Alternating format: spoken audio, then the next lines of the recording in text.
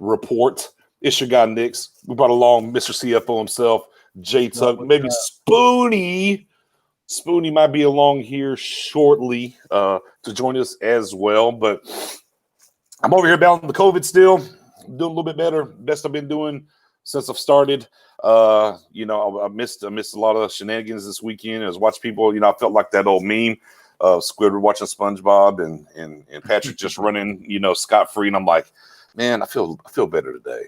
I'm going to jump on. I'm going to pour some coffee up, and I'm going to jump on. So here we are, especially after I saw your video, and you were about 3 years late to the Tony Romo, the football life on NFL Network. So I definitely want to get I saw your video. I want you to kind of talk about that a little bit and discuss that. And then we'll kind of get to now we got a new defensive line coach from across the pond, if you will, from across the old pond. And we're going to talk about him and see what we think about that as far as the coaching moves go. But with that being said, man, the Cowboys life, the Tony Romo story. Yeah, man. Yeah. Like I was saying on the video. 3 years later. Three years late, man. The delayed reaction, man. I have no idea where I was, y'all, when this whole thing dropped. And I don't know how I missed it, man. But for some reason, I missed it. So I decided to kick back, watch it tonight. And like I said, man, what I said in my video, I feel like when it comes to Tony Romo, great career. I'm not a Tony Romo hater. He's right there. But I feel like there's never been closure when it comes to Tony Romo's career, right? We did get the written interview or whatnot when he stepped up to the podium. It's a meritocracy.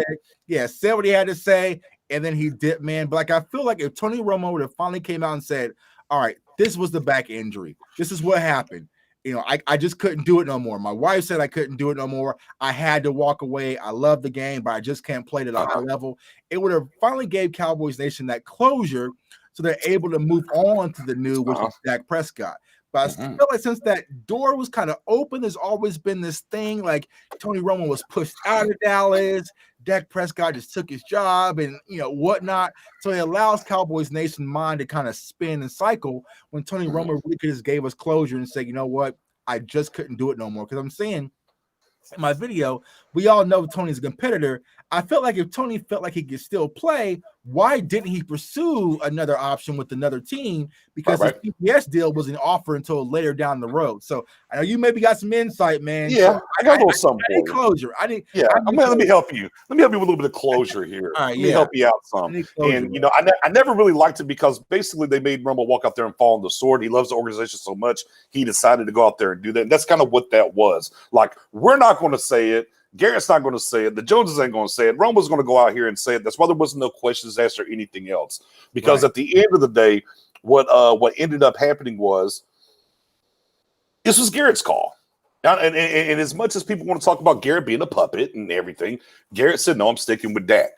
Right? So as players do in Dallas, well, that ain't good enough for me. I'm going up the ladder to Jerry. And that's what Romo did. And he hopped on that old plane with Jerry and went to go see his grandson play in high school football game. And what ended up happening there was Tony said, hey, make it just open it for a competition in practice. Let it be an open competition in practice. And Jerry backed the coach because at the end of the day, Jerry wants to win his way. No matter how much he loves Romo. I mean, Garrett, there's been a Garrett in the building since the beginning. Garrett's his guy. They're rolling as well as you mentioned. They were winning. They were rolling, right? And at the end of the day, Joel, it'd be a great day as soon as it happens. Right.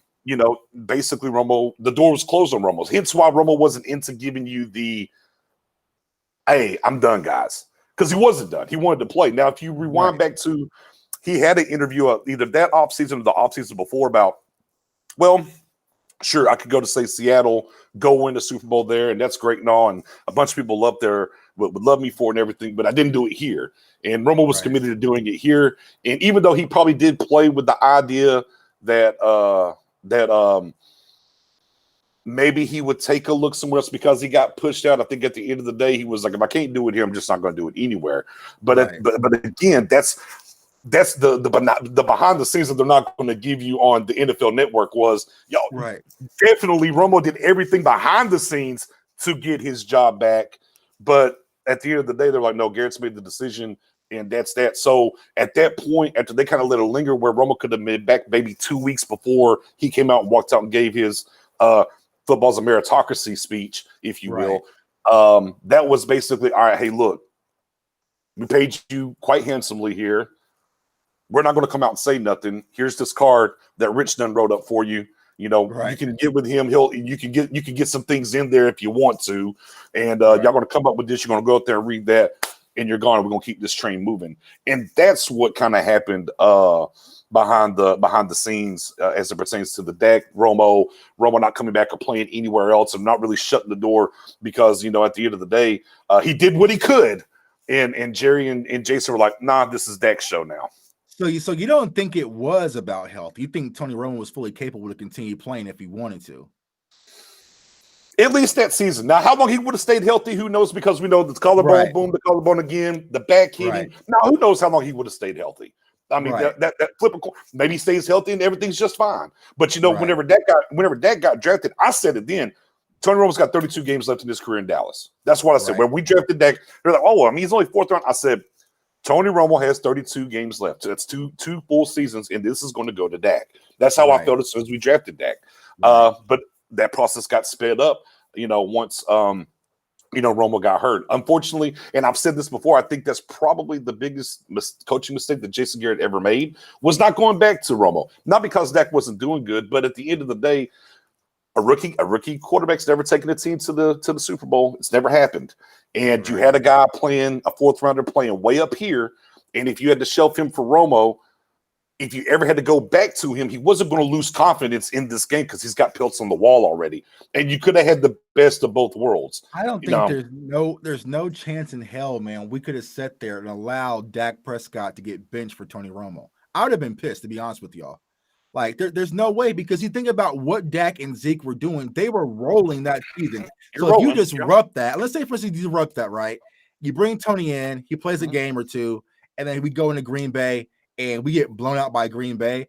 Everybody's going to question that decision by Jason Garrett. Like, why would you disrupt when we had all the momentum going in with this team to go back to Tony Romo? Like, if they were ever going to go back to Tony Romo, as you mentioned, they should have went a lot earlier. You can't. But Dak and them were rolling, man. Like I was saying, just look at the stats that they did against Green Bay. Yeah. Dak Prescott, 24 for 38, 302 yards, 3 touchdowns, 1 interception. Ezekiel Elliott, 22 carries, 125 yards. Dez Bryant, 9 receptions, 132, 2 touchdowns. Like, what could have Tony brought to that game that would have? You're never down 21-3. Possibly. Because what happened was, they were shell-shocked by the speed of the game. It was their first playoff game ever for Dak and Zeke. Remember, they'd already went up to Green Bay and beat Green Bay in Green Bay that year. But they wasn't ready for what the NFL was going to bring to you in the realm of playoff football. And I don't think you ever be down 21-3 at that point if Romo was in the game. But, I mean, again, chicken, the egg, what came first? I mean, that's all hypothetical stuff. That's how I feel. You know, and I'm not saying that Romo's in, we win that game. I'm not saying that by any stretch of the imagination. You had an opportunity still, you know, you went toe-to-toe, you got it there, you know, with the opportunity to win, you couldn't close it out on defense. I still don't know how A-Rod held on whenever Heath, the GOAT, I posted that clip, man. I thought I don't know how. Out. Because I was screaming, get on it. I was like, wait, he's so, and we got to remember, Aaron Rodgers was playing off an injury on one leg that game, man. It's still just... Yeah. We're speaking of which, I mean, again, underneath the bridge, guys. You know, we want to show down. But if you haven't seen the doc, like myself, go ahead and watch it, man. It's a quick little 30 minutes, but they left a lot of meat on the bone when it comes to this documentary. I was sitting there like, okay, that's it, that's the end. Like, all right. Yeah, we'll get I bet we get a 30 for 30 down the line. I bet we'll get a 30 for 30 down the line. What really happened? What was that conversation really like? And the way that Jerry Jones handled that negotiation, he was like, yeah, you know, we sit down kneecap to kneecap, and, you know, he was calm and collected like he normally is.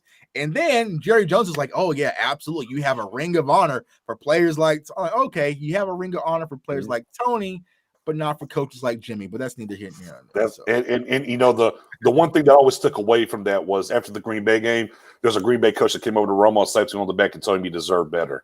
So if you think about how that played within NFL circles, of Romo not getting the chance to go back there and do his thing. But I mean, again, it's one underneath the bridge. Again, I always said I think that's something that for Jason Garrett, if he has one thing that keeps him up at night, that's probably one of the things that does keep him up at night. What if I don't go back to Romo as soon as he was able to come back in week, was it 7, 8, something like that? Right. How does this thing play out? Because, we never see the Dak struggle because, after that, Dak had that 3-game struggle before we got to the Buck game where he went like 25 and 28 or something like that and everything.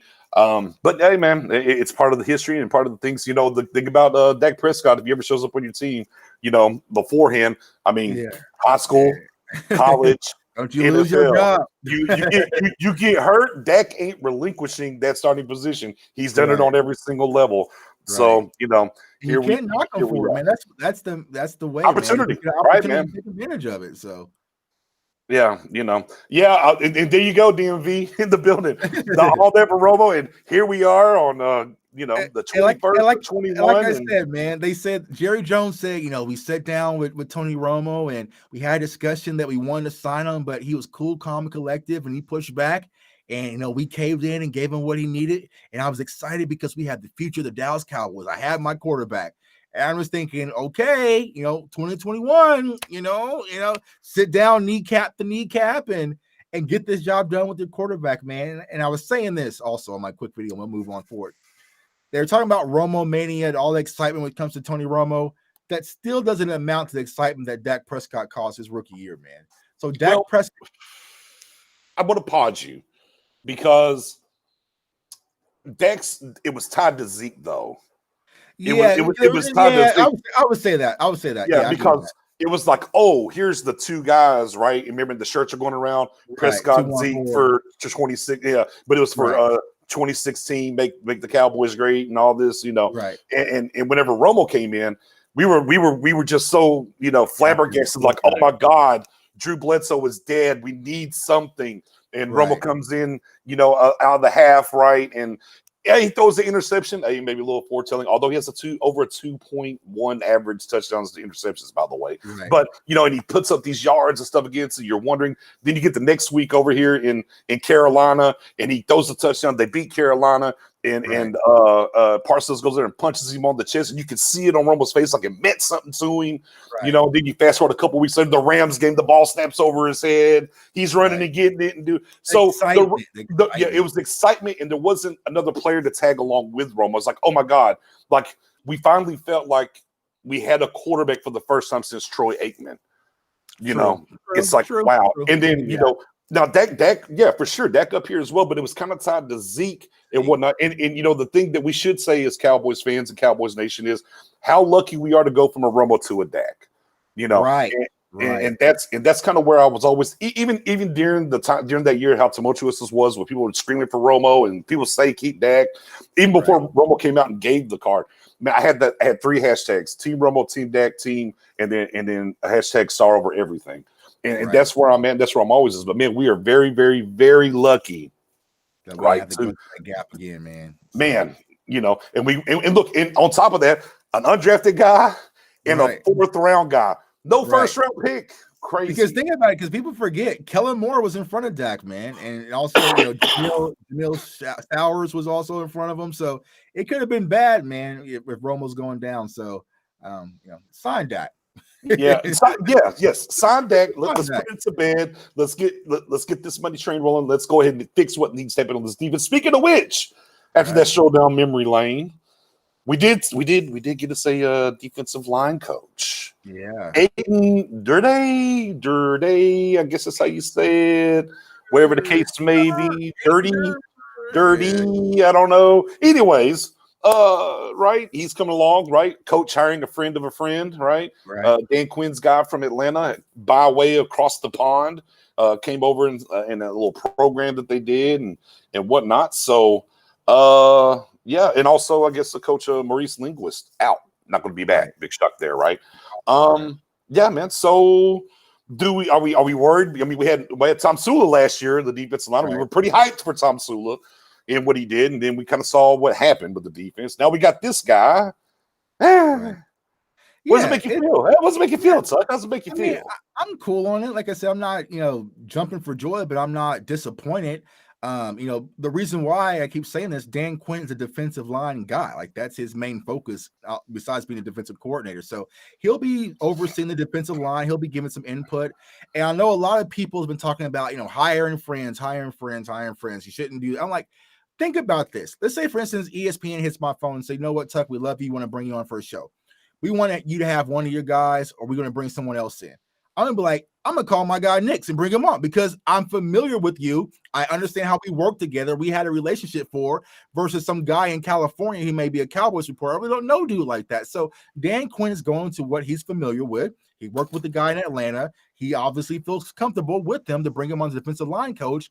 And like I said, he'll be able to oversee it. And I think that he did have a brief stint in Dallas under the Garrett era before. I think he went to maybe Atlanta or something like that. So I think he's been in Dallas before doing something. So he's kind of familiar with the scene. So give the guy opportunity. Cowboys fans just like, I don't know his name. I don't like it. Like it's just a defensive line coach, man. Like just relax a little bit. So right.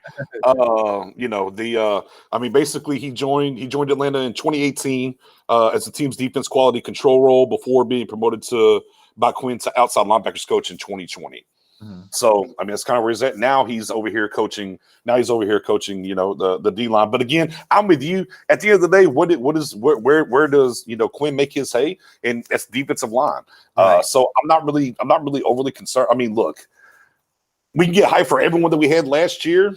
Okay, and we saw how it panned out. With these different guys.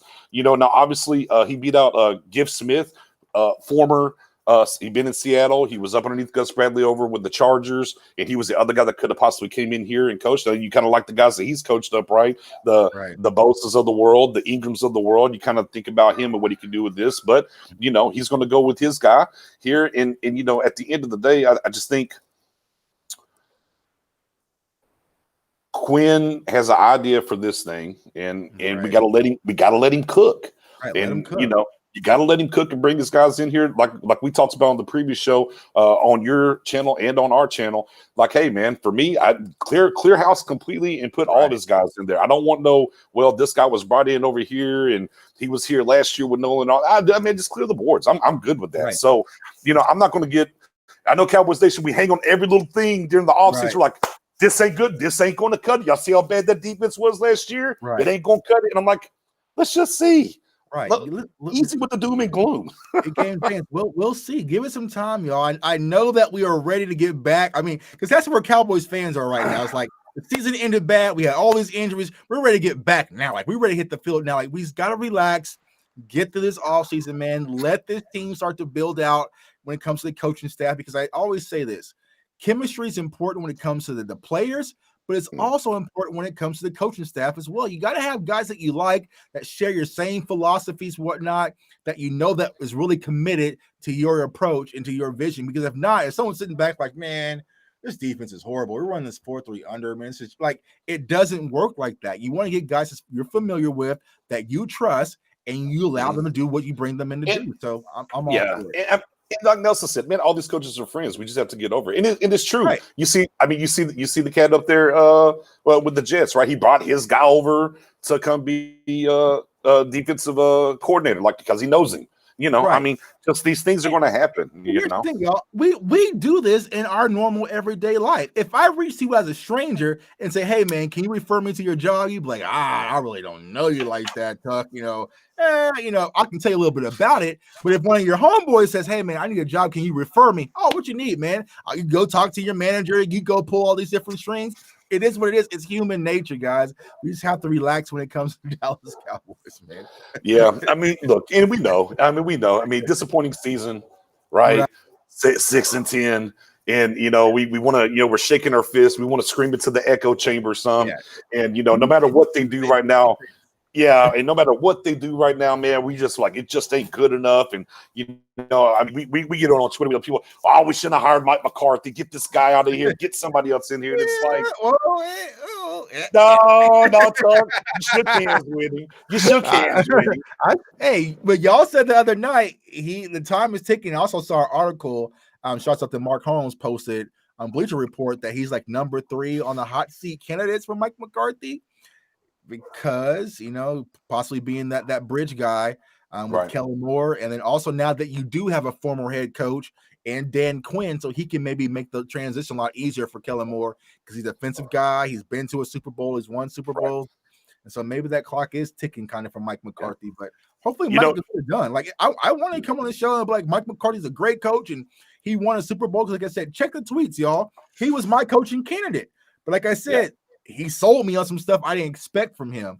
But hopefully he'll get it fixed and get this thing rolling. I don't care who gets the job done. Just get it done. Yeah. And I mean, at the end of the day, it's this right here. If you don't want Kellen to take his job, just go win. Man, just win.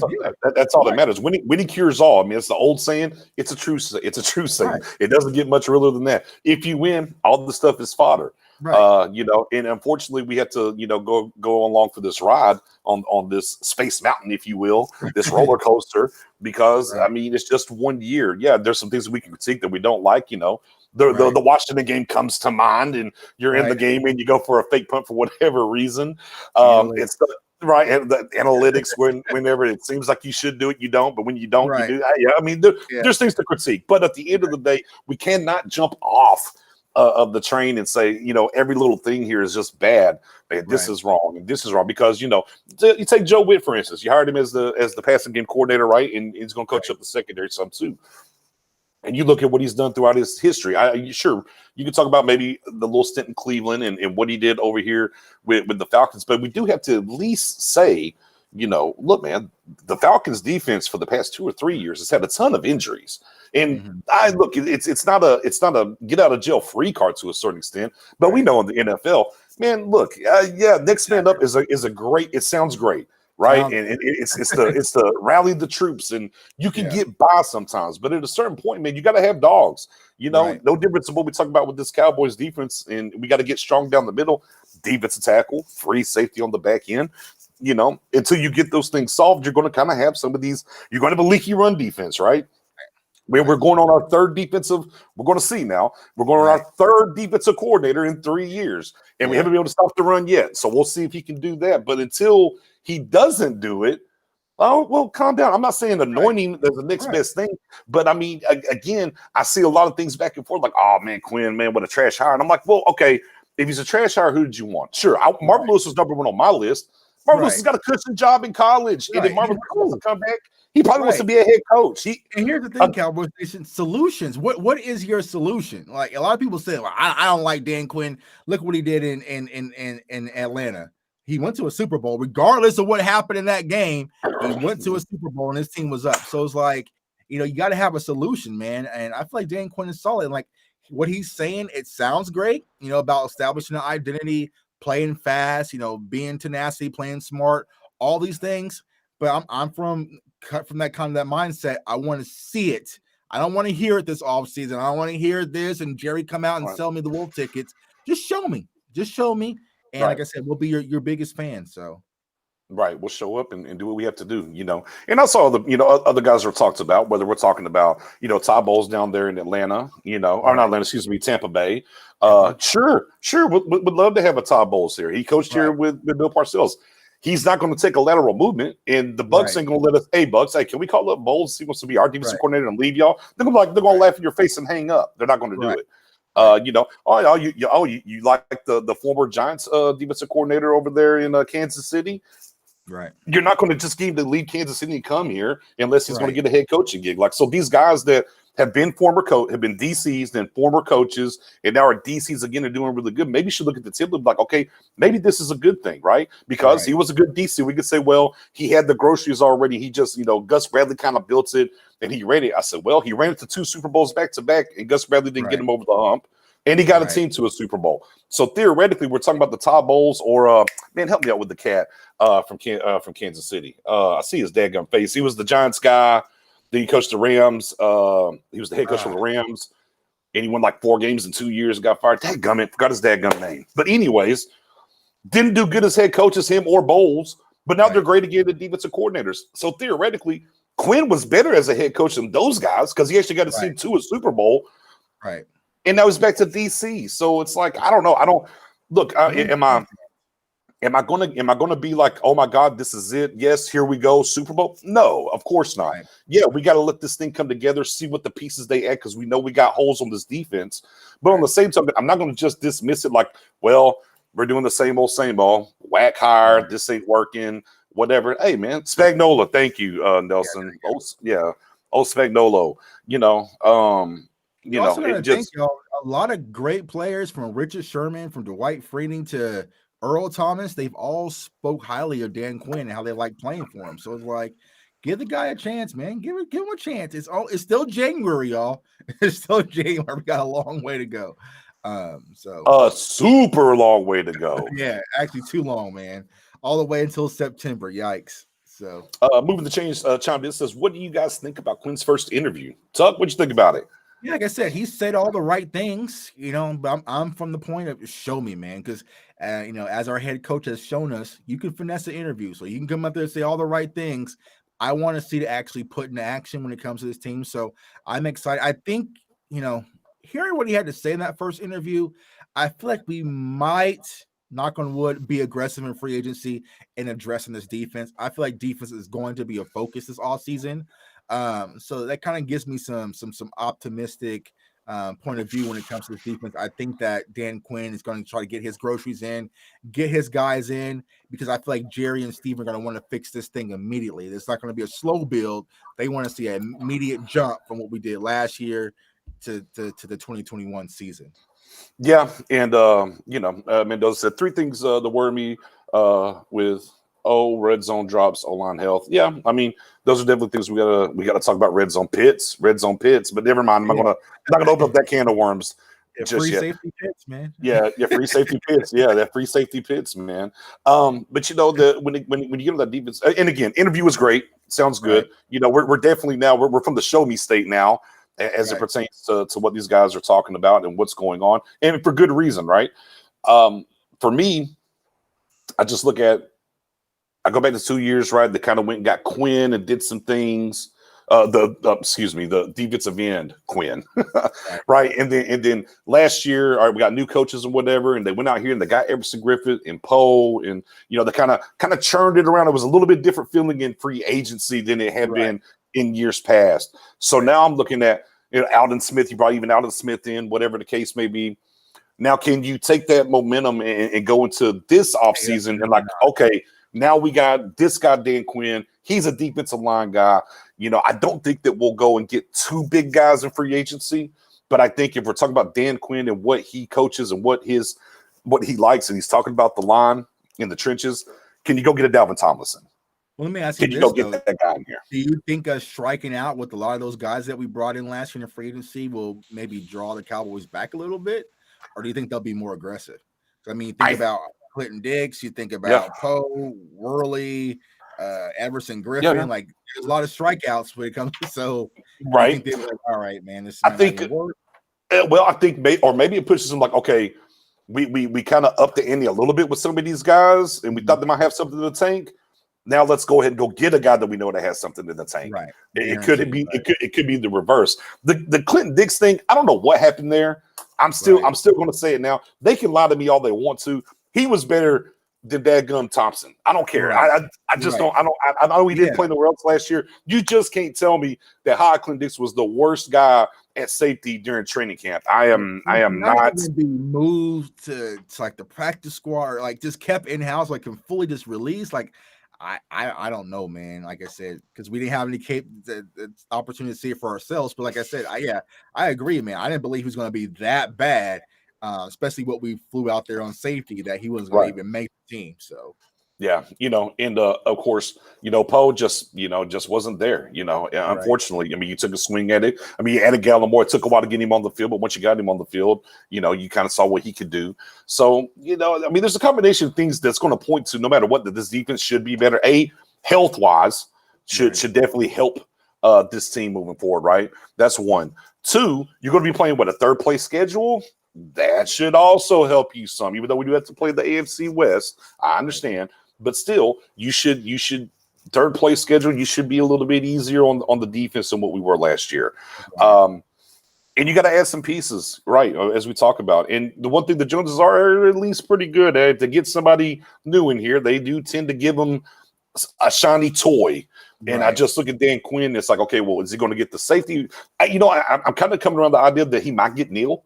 Although Neal and Wilson they're both strong to me. I mean, and I don't know how that's going to work. Maybe take a look at Wilson being the free. I don't know, but I kind of have a feeling somebody from that Atlanta team is going to come with him. That's a free agent, possibly. Maybe it's going to be the cornerback. I don't know, but I think they are going to allow him to go do some shopping. And I think if they do, I think it's going to be on the defensive line more so than it's going to be in the secondary. Yeah, I agree. At least stop the run. If we can stop the run, maybe we can figure the rest out on the pass. And it's weird when I say this because a lot of people getting on me about these draft picks, which I'm sure we'll probably talk about tonight. But honestly, for me, I feel like the cornerbacks is the least of my concern when it comes to the defense. I feel like it's the defensive line, the interior primarily. I feel like free safety, and I feel like linebackers will be a more area to address than actually the cornerbacks. You got to also think about the corners actually took a leap forward once all three of them were actually healthy. And that was probably week 9, week 10, like it was end of the season. Yeah, we finally had Diggs, Brown, and Cheeto fully healthy back on the field, and they did play well. Now, granted, we weren't going against the best wide receivers in the NFL, but I don't think cornerback is my main concern when it comes to this defense. If we can clear up the defensive line and stop the run, get that front seven right, I feel like the back end when it comes to our corners will be more than fine. Yeah, I mean, when you look at this thing, right, and we look at the linebacker play we got last year, and we would talk about the front seven in general as you get into that. We look how the linebacker play was that year, last year. Injuries aside, just in general, Jalen, up and down. Sean Lee not here for most of the year, the first 8 games. Right. And of course, week 1, LVE gets hurt. And we didn't get to see a lot of mix-up. We didn't get to see a lot of the Bernards. We didn't get to see a lot of the Jones. I mean, we just get to see a lot of those guys behind them. So, obviously, for me, we're talking about just what's on, we're not talking about free agency or anything else. We're just talking about what's under contract currently. Cornerback-wise, I mean, okay, Cheeto's out, Lewis is out, but you got Brown, right? You got Diggs, obviously. You got Kennedy coming back.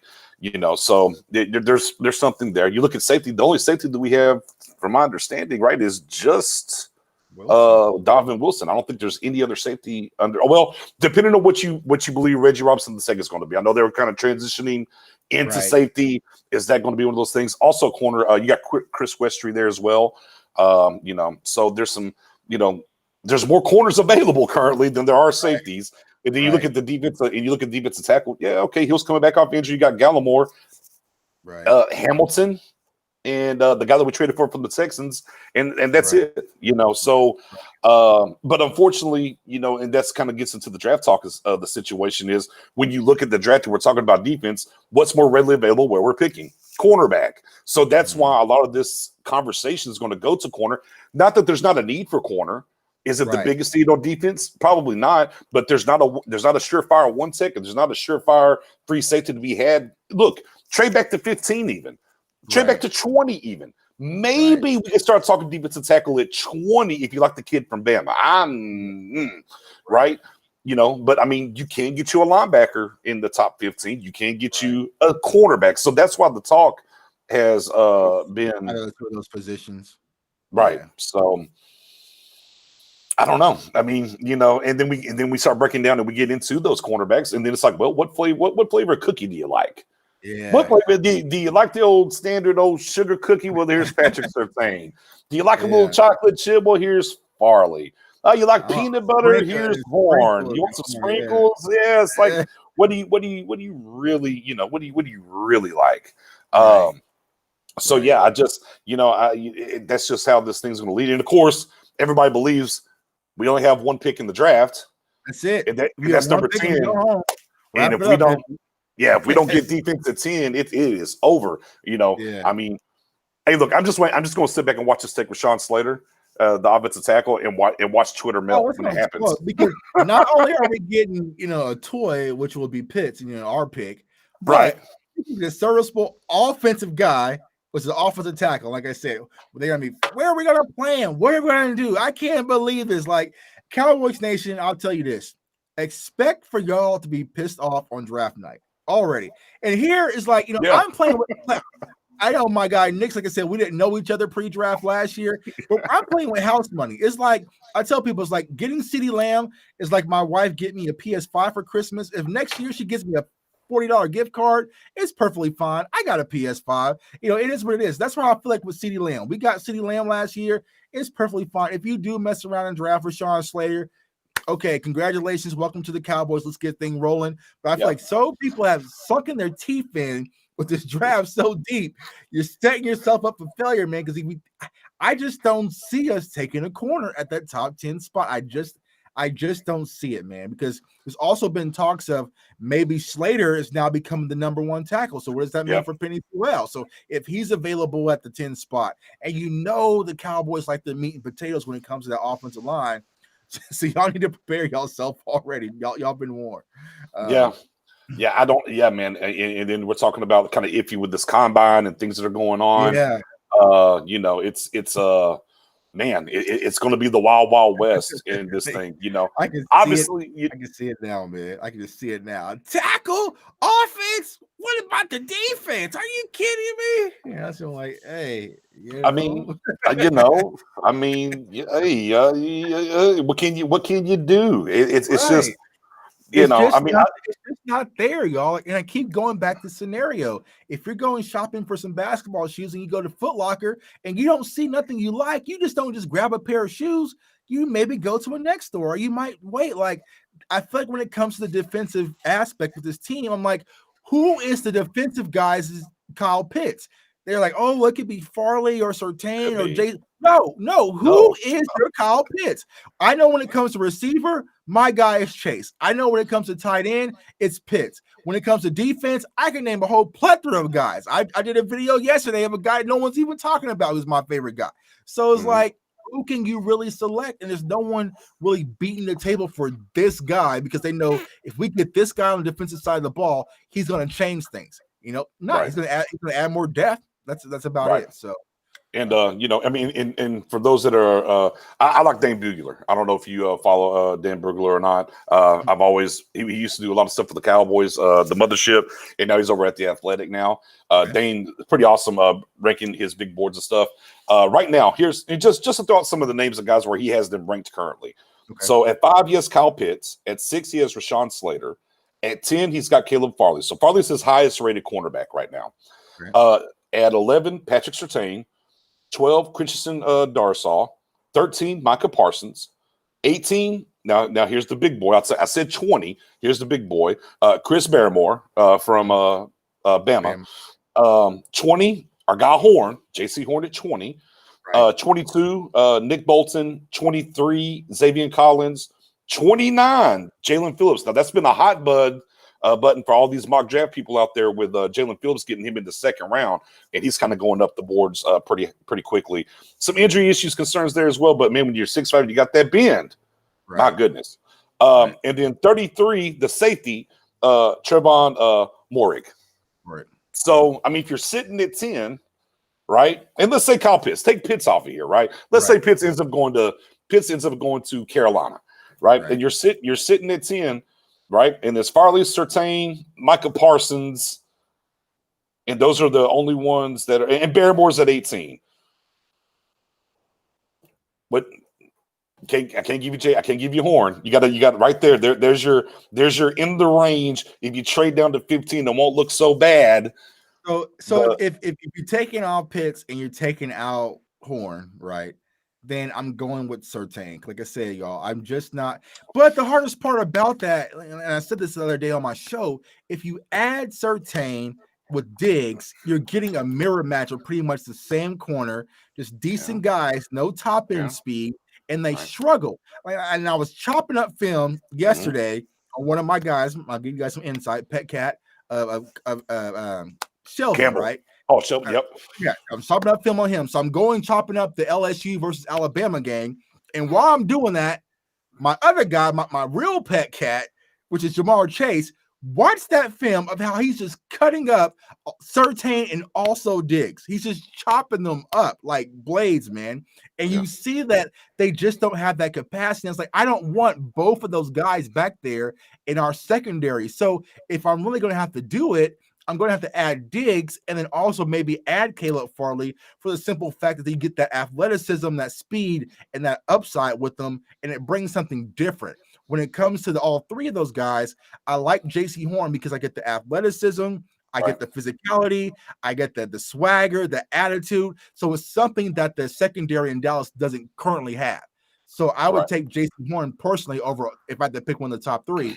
But adding Surtain with another Diggs is just adding two Diggs, basically. And granted, Diggs did play solid his rookie season, but he did struggle in a lot of games, especially earlier on. And so it's like I just don't know, y'all. I just don't feel comfortable drafting Surtain at that 10 spot. Maybe it's the 10 spot that's just doing it too much for me, but I just don't see him as a top 10 corner. Mr. DC Fitter checking in with appreciate you tuning in as always. Says, what's safety y'all want? Who's your safety in the draft that you want to go get? Don't worry about the 6 foot rule. Don't worry about even the 6 foot rule. If you just get a safety, who's the safety that you want? Yeah, it's my guy Nas from Florida State, man. Like I said, hardest part is how does he fit with Donovan Wilson? Because I think he's going to be more of that strong safety type build. Hamza Nasir-El-Din from Florida State. But with that size, that physicality, man, the intellect, I just like my guy, man. Like I said, even though my Knowles had bad seasons this past 2 to 3 years, man, we still got some dogs back there. So if I had to take one safety, it would definitely be him. I do like Trayvon Moorick from TCU. I think he'll be more of the typical free. So I think he will fit our scheme a lot better than what we actually need. But we might need depth, man, because I tell people, what happens if Donovan Wilson takes a step back next year? Yeah, it's true. It's true. We only got like one guy back there right now, maybe two on the contract. I mean, I'm the Cisco kid over there from Syracuse. Yeah, man, I like him. Again, 13 interceptions. He's ball hawk. A little tight in the hips, but boy, them angles, he takes some great angles. I like the kid from the Cuse, man. We'll have to wait and see how it falls. I like the kid from TCU as well. But and like I also say, it depends on what we're going to do with our pipeline, because you mentioned Reggie Robinson. Like, is he going to be a safety, or do you think Quinn and the staff have moved him back to corner? I hope they move back to corner. Move him back to corner. Okay. I want him to move back to corner. I'm hoping this staff is going to come in a la Chris Richard said, no. Byron Jones is a corner. We're not doing this safety crap. And I'm hoping Dan Quinn looks at Reggie Robinson and says, no. This safety, whatever, y'all can get him on the field. No. When do you play in college? We're putting him back over here. He's going to play corner. And again, and if you see that move happen, and there was reports that, and let me backdoor this. There's reports going into the season that if the Cowboys, that the Cowboys really wanted to, they didn't have the gall to do it. But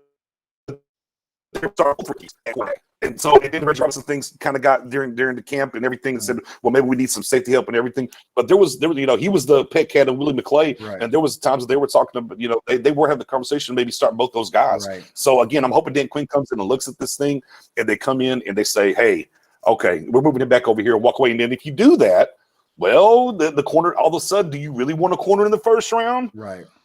Whenever I can backdoor get my guy Campbell in the second round that you did the video on from the University of Georgia.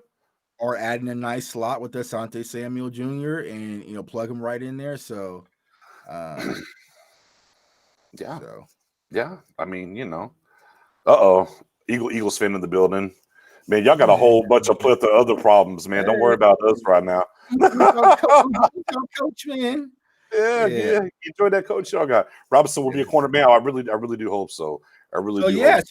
So you think about it now, if you're tossing Robinson back in the pipeline, if they do resign one of the corners, whether it's Cheeto or Jordan Lewis, I think it would be Cheeto before. So you think Robinson, Brown, Cheeto, Diggs. Do you really still want to take a corner in the top 10 that's probably going to be a rotational guy? Because if you bring in Surtain, right, and you resign Cheeto, you have Anthony Brown, you have Diggs. I don't see Surtain starting over any of those three. Yeah, I mean, it's just, you want a day one starter. Right. Obviously. And if, now we will get some breadcrumbs if they don't bring back Cheeto or Jordan. I pray to God they don't bring back and we're talking about the cupboard being barren, and I hate to see Xavier Woods to come back into this fold, but he's going to be cheap. To me, he's going to be cheaper than probably either or Jordan Lewis or Cheeto. Right. So does he end up coming back, just to cover your bases? I hope not. I would much rather sign either or on Lewis or Cheeto over Xavier Woods. But yeah, man, I would really hope that they sign Cheeto if he's, if it's a doable deal, don't go crazy. 1 year, 1 year prove it deal, 2 years, something in the right realm. He missed a lot of games. Right. He missed a lot of games, and he's solid. I think, in this scheme, it's going to fit him well. So, and I was really excited to see Cheeto this year. I was kind of banging the table for him some because, the year before, I mean, dude, he was right there. He wasn't like he was getting burned, just, the ball go past his ear hole or underneath his armpit, and stuff like that. So I want to see him come back and get another year or two here and cover our bases. For me, I don't think, as Jeffrey just said, I think Jay Lou's gone too, because I don't think Jay Lou's been used properly here, and I think he wants to get a chance to go somewhere and have opportunity to play on the outside. That's just how I feel about it. And I look, and I hope you're right, Jeff. I mean, I really do. I hope that Cheeto comes back. Now, if you start talking about that, right now, it gets a little spicy. Talk. It's getting crowded at the quarterback position. All of a sudden, you got Cheeto starting. You got Diggs, right? You got Brown. Oh, Reggie's over here now, and he's the incumbent. Maybe. Are you really going to go out here with the 10th overall pick? Now look, and let's talk about the team trade down. And this is the thing that's everybody, because everyone's screaming to the echo chamber. Just trade down, Knicks. Just trade. I'm like, that sounds great, right? Man, you got to have somebody who wants to come up. You can't just trade down just to trade down. Somebody has to come with you and wants it. We got to have. There has to be to me, the only way that I see that we're going to be able to trade down is this. A quarterback has to fall to 10 that somebody wants. Outside of that, I don't know if we're able to trade down. Right. And I'm trying to think, I mean, because I know the talks were possibly, the Steelers maybe wanting to move up, but then they just brought in Haskins. And so it's like, I don't know who is willing to really put up a lot to jump forward to get the quarterback at that spot anymore, because the people that need the quarterbacks are already up there within that range. So, I mean, who would be an ideal trade situation that we could jump back and that would desperately want a quarterback? Well, let's Washington. Maybe they like the guy Hinkie. Maybe they like the guy Tyler Hinkie, what he did. I mean, I'll pull it up real quick. Let me take the old looksies real quick. Let me take a looksies on who might be willing. Let's say a Zach Wilson gets there. Right. Patriots at 15. You think the Patriots at 15 going to come up for a quarterback? No, I don't think so. San Francisco at 12, ready to deal. They threw with Jimmy G. Yeah. San Francisco maybe at 12. Okay. I mean, but what will we getting in return, though? Maybe an extra. We'll get that maybe 12th and the third. Yeah, with another, comp, all the comp picks that we have in the third. What is that really going to make a difference? Right. So, I mean, Arizona's not trading. So Minnesota, I don't think they're coming up for a quarterback yet. Raiders, I don't think they're going to come up for a quarterback. Washington at 19. Bears at 20. Are you ready to go back 10 spots? Colts 21. Yeah. Colts at 21. Maybe you get a second. Maybe get they're 21, a second, and maybe a fourth. Not looking at the charts right away. Yeah. Steelers at 24. They did sign Haskins today. Right. Depending on what Big Ben does. And then, Saints at 28. Drew Brees going to retire. Or are they going to rock out with Jameis, famous Jameis? Drew told Jameis is his team now, so it's like a lie. I think if anybody's going to do it, San Francisco or maybe the Colts. Those would probably be the two opportunities that would move up if we're in quarterback range. Maybe New England, they're hurting for a quarterback, but we can see, we'll see if they're willing to deal and come up. But yeah, to me, I'm looking at, Bears got to do something at quarterback, right? They're not going to bring back Mitch, right? Trubisky's out, so how was Foles son in Chicago? Yeah. So 2021. Okay, so now that seems like the most realistic. Sure, 12-15 maybe in play, but 2021 for a quarterback is a quarterback on the board. Are you willing to go back 10 to 11 picks in this draft? Are you willing to do that? Let's say, Pitts is on let's say Pitts, Farley, let's say Pitts, Surtain, and Parsons is on the board, and Zach Wilson. Are you willing to go back 10 spots from that 10th pick with those available and pick up the extra and sit there and draft? Well, it's funny when you were talking about the trade scenarios, I accidentally clicked on mock draft and it started running, and it's my pick, and Pitts is right there, still available, man. The 10th spot. Funny how that works. Nah, I feel like if Pitts is on the board, man, just take him and just get it over with. You get your BPA. We'll figure it out. We'll get a secondary guy on day 2. Address the defense in day 2. Maybe bring in some free agents. Yeah, at the end of the day, what are we? We're 10 picks deep, right? So with it being 10 picks deep, you got the opportunity to go up in this draft. That's kind of one of the things I talked about at the end of the day is, hey man, don't be afraid to go up in this draft. So maybe you stick it in, maybe you trade back into the bottom of the first round to go get you that defensive guy. I don't think that's going to happen. I don't think they'll take Zach Wilson. Drafting Zach Wilson, I don't think it's going to happen. The Cowboys, look, if they're going to do something at quarterback, I just don't see it. Now, they might play around with the tag and all this other stuff and everything else, but I don't see Dallas. Look, they're in team win mode now. Right. McCarthy was right here to get them over the hump. They went and got a certified defensive coordinator that's been to 3 Super Bowls, be a DC and head coach to come here and fix this defense. Jerry ain't getting no younger. This is a win now thing. I don't think it's going to happen. Right. And Rashawn Slater could be there as well too. But no, you froze for a minute there. So Pitts, you said Pitts, yes, and then figure it out, right? Yeah, I said if Pitts is there or one of the tackles in Sewell or Slater there, then I think the Cowboys will make the move. If they're all 3 of those guys are off the board, I think the Cowboys may move back and be interested in moving back, especially if there's still a quarterback available. Right. Man, 2021.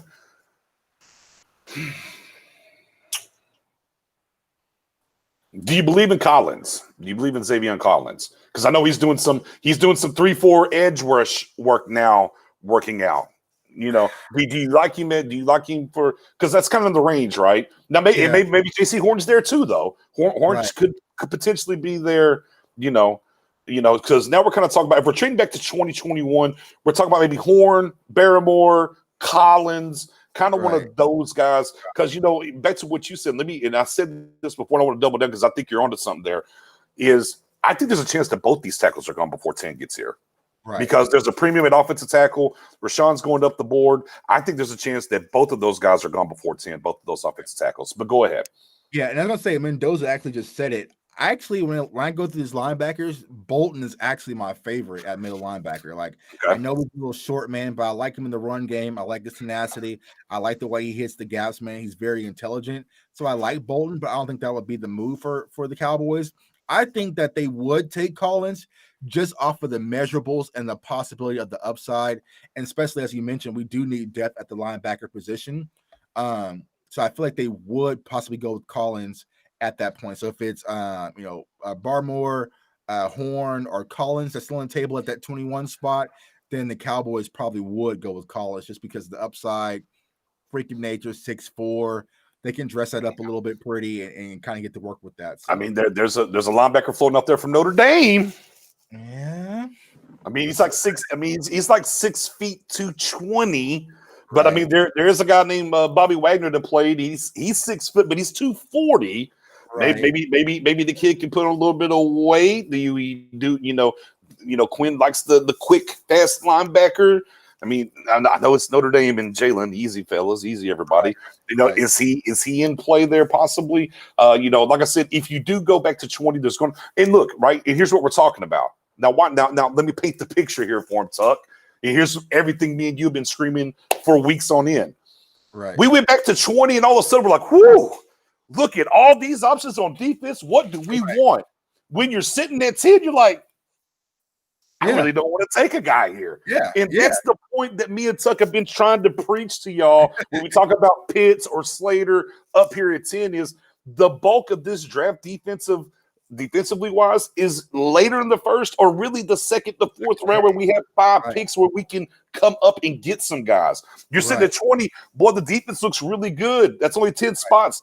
Boy, at 10 though, it's like, if it ain't a corner, it's rough out here in these streets. We get down to 20. Well, there's a defensive tackle, and then there's some linebackers. Oh, I can do a little shopping. 10 ain't no shopping. Right.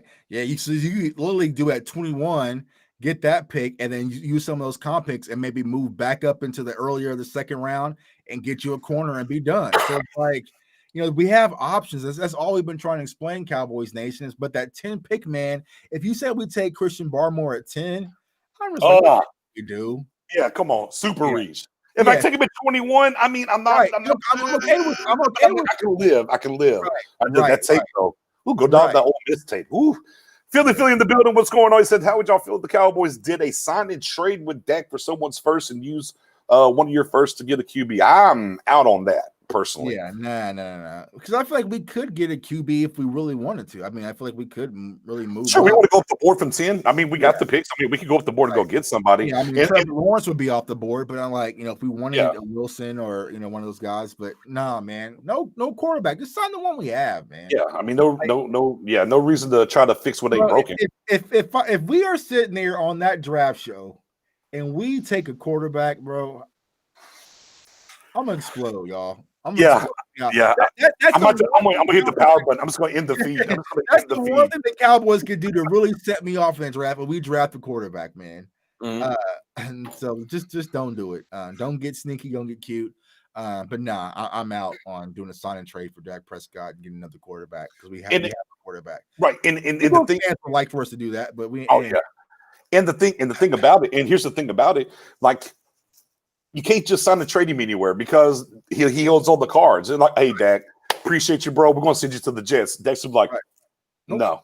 How about you don't? So you can't really facilitate. Yeah, restricted free agent. Not really much you can do with that pipe dream. And also too, I just saw something which I definitely agree with that I wanted to grab. Boom. Yeah, Mr. DuPont. I've said this a couple times. I think Collins is going to climb the draft. He's already climbed. To be clear, he started like a mid-second round. He's already up into the first round. So, Collins has definitely been a high riser already early. Right. Already. I mean, guys, me personally, I'm not a fan of measurables. I'm more just watching you and do you stand out and do I see a football player when I watch you? And I don't care if you're 5'4", 6'8", like, I just want a pure football player when I watch you. And I feel like Collins, I'm not going to take that away from Collins. He is a great football player. He's a great athlete, man. But I feel like, but at the 10, he just doesn't say top 10 for me. So. Yeah, no, I feel that. No, I understand. I get it. Look, Jeffrey, welcome to the train. Pitts or Slater at 10 is where it's at, man. I'm sorry. That's where I'm at. You can't. There's two. I'm on the Pitts train now. This train. I told you. Look, I started the Pitts train, but I'm like, that Slater train's all right too. I'm okay there. I'm okay with Slater. After I cut the film on, I'm like, again, I don't think Slater's going to make it to 10 though. I really don't. Y'all snuck attack me last Friday with this Slater thing, man. But you inboxed me though. But once y'all started talking about how you can shift around and move around these pieces, and I sit down and Friday night and grab me a beer and watch film on this kid, I'm like, damn it, this is so boys right here. It is. So I mean, hey man, again, and for me, like off the cusp, I was just looking at measurables. I'm like, man, I don't like the short arms. I don't like the short arms of Slater. Right. And then I cut on the tape, man. I was like, oh, look at those feet. Oh, second level. Oh, look at the leverage. Oh, look at the strong hand. I was like, okay. All right. But now, of course, he was old team opt-out, though. Right. Team opt-out, man. There's only little pause on team opt-out. Only one guy gets the team opt-out pass. Well, actually two, but one guy gets team opt-out pass. Fair enough. But again, man. Let me ask you that, though, because that's a question that was brought to me on Twitter. Is Chase the one receiver in this draft?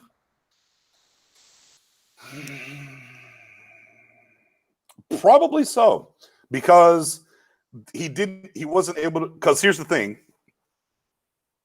The last time you saw him, they were in a national championship, right? Right. This team and his quarterback was there and everything else and whatnot. You didn't get to see him play with the team that left and went to the NFL and had to play this year. So there was a tape to say, well, maybe he's not that good. So the tape where it was at, no, don't get me wrong, Delvin Smith. I mean, I love the fact even he's still going to go take all the meetings and everything at the Senior Bowl and whatnot.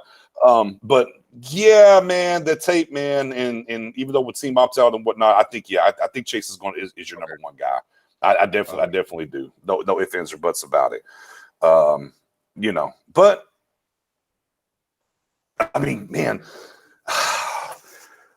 Smith though, man. I know as I'm just going through the tape and look, man, Smith is just so silky smooth, man. God bless. I mean, bro, look, I don't think you're wrong with either pick. Right. But I'm gonna give it to Chase a little bit. So I'm going to give it a chase a little bit. For the Eagles fans in the chat, I feel like one of these teams is going to be their move. Hey, and Jones, and that's what we kind of talked about on Tuck shows. He can come right in at guard, but if you got to put him at tackle, you're good. Possibly, depending on what's going on with Tyron Smith. Here's what I have a certain term when I look at tape of guys, and I don't use it on everybody. When I look at Slater's tape, the thing in my head that clicks says 10-year starter. Right. It's just what clicks in my head. I look at guys sometimes, and when I see their film, I'm like, boom, that's a 10-year starter. Like it's just there, and that's the thing with Slater. When I look at Slater, man, it just the film jumps out to me and says, drafting, he's a 10-year starter, plug and play, guard, tackle, it's fine, walk away, it's all good. But yeah, man. I think what Elton mentioned on our show last Friday was taking Slater. We're going to move him to right tackle for Lyle, and then shift Lyle to left guard.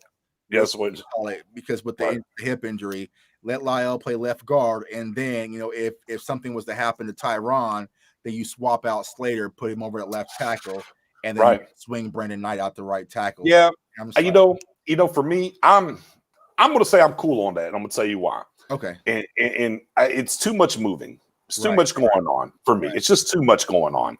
And look, I get it. And we're always going to remember when he was over there at guard and seeing him pulling down the field and mashing people and doing stuff. Right.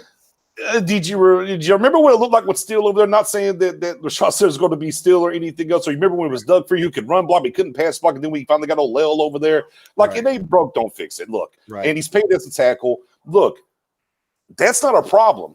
Look, and Connor had a great season. He had a great season. He still is too soft. He's too strength-wise. Why do I want to move and do two movements when I can just do one?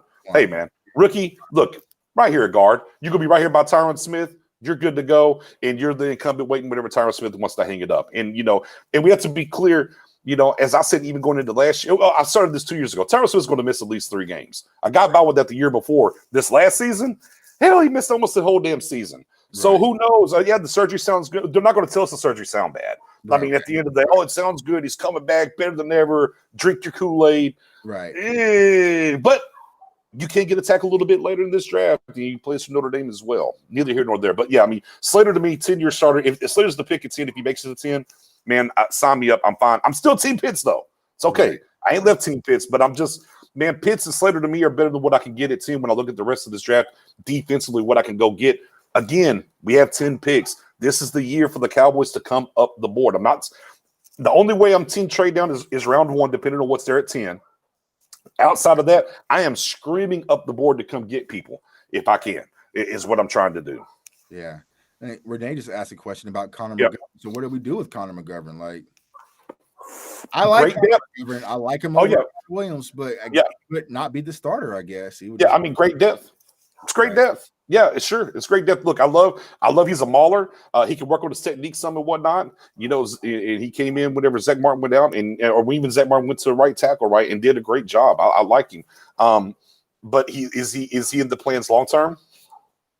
I don't know that. Not to get Slater, and you can't pay everybody. And look, and Connor's about to leave, right? Connor's only got one more year left on his deal, So Slater comes in there. You got the backup here, and look, if something happens, here's what happens, right? And this is why I'm not a fan of moving Lale over, because if something happens to a tackle, well, I can move Slater to either tackle position, and I can slide Connor right in at guard. I'm not creating more issues, right? I'm not creating more issues because if I got Slater if I'm over here with Slater at tackle, and I got Lale at guard, well, all of a sudden, oh, well, this guy's hurt. Now we need to Lale, we need to move you back over here. And I'm not really trusting Lale left tackle whenever I can trust Slater at left tackle. Now I'm starting to move a whole lot of pieces whenever I can just plug and play, leave these guys standard. And if something happens, okay, McGovern, you go in, and I'm only moving one guy to tackle. That's it. That's all I got to do. I got to do a whole bunch of different movements. Right. That's true. True. Swing up. Yeah, there you go. Swing guard. We can have a swing guard even. Yeah, there you go. We got swing tackle at night. We got a swing guard at McGovern, and move forward. And again, if you go get a Slater, if you can move Connor Williams for a piece, you should. Right. You should. Hey, from my mouth to Mendoza's ears, and he typed it on up. Hey, go get Jesse Bates as safety. By all means, I don't think they're going to let him loose, but sure, go bring me a free safety in Jesse Bates. Absolutely. It's enough for Connor Williams. Which is a thing that we've talked about a lot on here. Look, guys, y'all got to understand. Me, Tuck, Spoonie, Mary's a little Stephen Jones is a little bit sometimes. Yeah. But me, Spoon and Tuck, man, look, it's by any means necessary to fix this thing. Right. And you got 3 different ways of going to get, talent. Free agency, draft, trade. 3 of them. Y'all don't want to see Spoon's mock drafts, man. He sold all 2022 picks, man. Ain't gonna be no draft in Vegas, man. All those picks are sold, man. But yeah, man, a little bit aggressive. But yeah, I would make that move if someone's gonna take it. I feel like Connor Williams' value is a lot higher after this past season than it probably ever will. Right. So. Yeah. So, I mean, hey, man, look, if you can go get a Jesse Bates, or if you can go get a Jabril Peppers, who might be the odd man out at safety now up there in New York, and you ain't got to spend a lot of draft capital to go get them. Right. Why not do that to plug and play a position of need, to me? And everyone's like, I don't know if it's going to happen. I said, well, I mean, theoretically, Steven's been more acclimated to trading than he has been to signing free agents, right? Traded the first for Amari. Okay. Traded for Robert Quinn, right? Hey, look, tried to trade for Mika Fitzpatrick, tried to trade for Jamal Adams. So, I mean, he gets active on that side a little bit more than he does per se, more than they say on the going out here and, here's Justin Simmons, and we're going to go sign him. So if there's a player to be had, and you can take the Jesse Bates trade, for instance, you need offensive line help. Hey, here's a Connor, right? Best year guard. Here's a 3rd round pick. We'll take Bates off your hands. Sure, by all means. And that might be more of a likely scenario for Dallas to do to fix the defensive tackle or free safety position than go out here and actually sign somebody. Right. Now, we mentioned naturally, with possibly 8, 9 guys possibly being lost on defense. Do you think this will be the offseason when we start to see the cleaning away of the Garrett guys and seeing more of the Mike McCarthy shift? Because, I mean, a lot of Jason Garrett guys are still remaining on this roster. So maybe like Mike McCarthy might come in and say, Connor Williams ain't my guy, bro. Like, that's not my guard. So let's move on from that, because even though we did move on from a few players, those were all Mike McCarthy's guys that we brought in. There really hasn't been any Garrett guy that we said, you know what, we're going to move forward and you're not going to be back with this team. So, yeah, I mean, obviously, but they can also say, well, Connor played best with Artulia Jet coaching. So, I mean, there is that. But again, if they're future casting, and this is something they definitely do in NFL front offices, they look at everybody's contract. Hey, are we really going to pick up this guy? Are we going to sign this guy long term? What's going on? And they're going to future cast this and weigh that against the draft and different things like that. I find it hard to believe that they're thinking, okay, we're going to go ahead and get Connor extended next year and keep this thing moving. I just don't see it personally. Not when you got McGovern, right? And then if you add, we're talking with the aspect that you're going to be adding Slater into this mix, I just don't see how they're going to pay him moving forward. Now, I think that would be a piece that you could trade. Now, as far as a Garrett guy, I think, yes, Tyron Crawford, appreciate you. You've been a soldier, all the surgeries. He even had another surgery. He posted it in the boot and everything. I think he's gone. I hope Woods is gone. Former Garrett guy. Jordan Lewis is definitely out the door. So yeah, I mean, there's definitely going to be some turnover from some of the Garrett people. Defensively, offensively, outside of a Connor trade, I don't know how much you're really going to see moving forward from that. But defensively, for sure. I mean, and of course, when you have the worst defense, there's going to be some shakeup. Right, change up. Yep. Offensively, what is Noah Brown a free agent? No, I think he's got another year on the deal. Okay. Yeah, I think Noah's got another year. No, I'll be a free agent. You might be right. Was it Noah and CJ Goodwin, right? They're both. I think they're both. But I think Goodwin will be back as a special teams. Yeah, I think those are both guys that are going to be easily brought back to the fold. Great special team guys. I mean, hell, that one game whenever Cooper went out, we were just throwing it to Brown no matter what on every down. Right. So Brown was getting fed. But I do think later in this draft they will go get a wide receiver. Yeah. I do think, this won't be a complete defensive draft no matter what they do it's in. There's going to be some offensive guys selected. They're not going to take just all defense. But Cowboys Nation 15 Cowboys defense picks, man. That's what they want. They want every single pick defense. And if you don't, this thing is over. And I guess the biggest thing that we keep talking about is here's where I'm like, let's see what's happening. Let's let this thing play out. I'll get excited when we sign Dak before free agency. Right. If we don't sign Dak before free agency, you're going to see me on here. I'm going to have a fifth of whiskey being like, well, fellas, it's been real. Right. We're going to do the same old. And then once we get to free agency, depending on how they attack it, it'll kind of let us know, man, where this thing's going. I'm not going to be in that part of the cancel culture to sit here and say like this thing is doom and gloom because the Joneses are the evil empire. This is what they do. This is how it is. It's the brand. We know it's 25 years, man. We know this stuff, right? We know this stuff. We know what the drill is. But can these guys that are in the building, get the job done? We were talking about this before we came on, like all these divisional games that we've been to, right? Playoff wise since 06, 07, whatever, right? The Seattle fumble game or, the Minnesota game where we got blown out by Brett Favre and them, the Giants, the 13-3 season, the 2 Packer games, the Rams games. And you made an interesting point. Can we just get over that hump? Right. Once we get over that hump, maybe things kind of turn and get to a scenario where we can start running those things. Dak watching the building. Yeah, man, every day is a good day to sign Dak. Maybe Spoonie's right, though. Maybe that Super Bowl weekend, still some headlines. Man, but we've been saying that how many years now? It's the brand, though. It's on brand. Last year, Super Bowl was in Miami. Dak Prescott was doing interviews on First Take and nothing, man. I don't know, y'all. The way that I kind of feel, if I had to put money on it, man, I'm feeling franchise tag BS through the summer. And it is what it is. I said they should have just got it done by now. Like, what's the purpose of dragging it out? Well, they had to get that defense right first. Get all this defense settled out. Exit interviews. Got to do these exit interviews. Kind of. But I will say this: Dak is in high spirits, so maybe Dak wants to be franchised. Who knows, man? Like, who knows what's really going on with this thing? With the whole hold my crutches, like Dak sounds like he's ready to get back out there and playing and doing what he does best. And so maybe Dak is going to play another year on the franchise tag and gamble again. Because I mean, as much as we've been on the Cowboys organization about this deal thing, Dak Prescott has some accountability as well. So, I mean, because he can come out and say, you know what, I'm tired of doing the dance around. Just sign a deal, man. Let's get it done. But just like last year, as it got right up to the deadline to sign, and all of a sudden, Dak came out of the Batcave per se to go in there and they're going to hammer it out, and they're hammering it out, and then all of a sudden, like, oh, sorry, not enough time to get this in, and that's kind of been my contingency the whole time was, okay, well, if you were right there and the deal was done, run it back, move the scale a little bit, okay. And move forward, because one of the things that is benefiting the Cowboys is it's being reported that the cap's not going to drop as much as they thought. Right. So currently the Cowboys are sitting over $25 million in cap space. Right. Now, here's some contract 101 for everybody.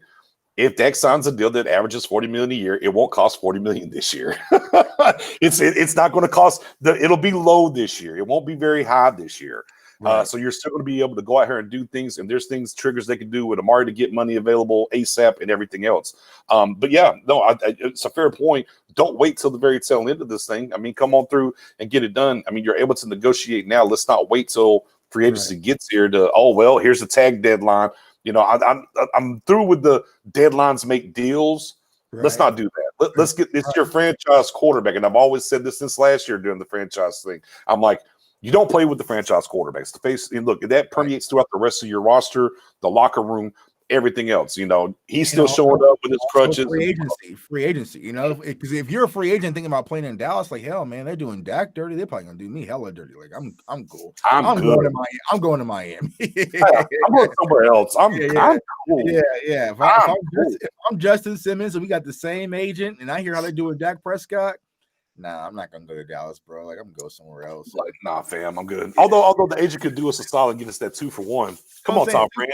Man. Get a 2-for-1, Tom Brand. Be the true MVP, man, this all season. So. Yeah, but with that being said, it's still Team Pitts at 10. 10, man. We showed y'all. We went through and showed y'all picking at 10 versus picking at 20, how them defensive options opened up because the defense is better later than it is at 10. With a side of Slater, if he's going to be there. Pay some bills, Tuck. Yeah, man. Appreciate you guys, man. Y'all know what's up, man. Cowboys fans only on YouTube. Comment, like, subscribe, and also follow me on Twitter at JTook151, man. I appreciate all the support, man. Cowboys Nation, y'all great, man. Y'all becoming family, man. Shouts out to my guy Nix, Mary, Spoon. Spoon finally got a little Madden win on me, so he's probably not going to face here. We're gonna run it back, man. We're gonna run it back. So, yeah. Man, look, Renee, I would hope not, man.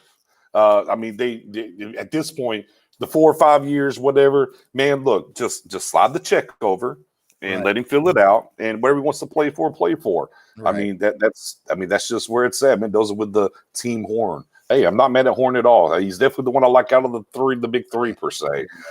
As always, man, come find me on Twitter, your_guy_Knicks, man. Hit the follow up. Also, for those that are on Facebook, man, Stargate Podcast on YouTube, hit the notification bell, the sub button, whenever we jump on. And hey, if you're on YouTube, man, come over to Facebook, man. We got a group over 3,000 strong, man. Just had my guy Dominic White in the building, man, giving some great draft prospect knowledge and whatnot. So, I mean, we're definitely about spreading the knowledge and getting in there. And yeah, man, if you had the sub and the notifications on CFO or over here at Stargate, you never know who you're going to see, but we're going to be around. As I always say and end it with, expect us. You don't know when, but you can expect us. We appreciate y'all, man. Y'all have a great night.